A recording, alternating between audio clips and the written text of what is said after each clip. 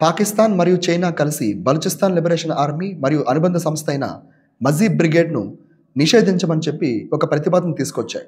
అయితే అమెరికా దానికి వ్యతిరేకంగా ఓటు వేసి ఈ ప్రతిపాదనని నిలిపివేశారు. అసలు బలూచిస్తాన్కి పాకిస్తాన్కి ఇష్యూ ఎక్కడ మొదలైంది? బలూచిస్తాన్ పాకిస్తాన్లో అతిపెద్ద ప్రావిన్స్, కానీ రాజకీయంగా ఆర్థికంగా వెనకబడిన ప్రాంతం. పేదరికం, నిరక్షరాస్యత, ముఖ్యంగా నిరుద్యోగత చాలా ఎక్కువగా కనిపిస్తూ ఉంటాయి. పాకిస్తాన్లో దొరికే అధిక మొత్తంలో బంగారం, బొగ్గు, గ్యాస్, ఆయిల్ ఇవన్నీ కూడా ముఖ్యంగా బలూచిస్తాన్లో దొరుకుతాయి. అయినప్పటికీ కూడా వాళ్ళు వెనకబడ్డారు. దీనికి కారణం పాకిస్తాన్ ముఖ్య నాయకులందరూ కూడా బలూచిస్తాన్ని దూరంగా పెట్టడం, బలూచిస్తాన్ని అభివృద్ధి పదంలోకి నడిపించలేకపోవడం, కొంతవరకు బలూచిస్తాన్లో ప్రజలను వేరుగా చూడడం అనేది కారణంగా గమనించుకున్నారు.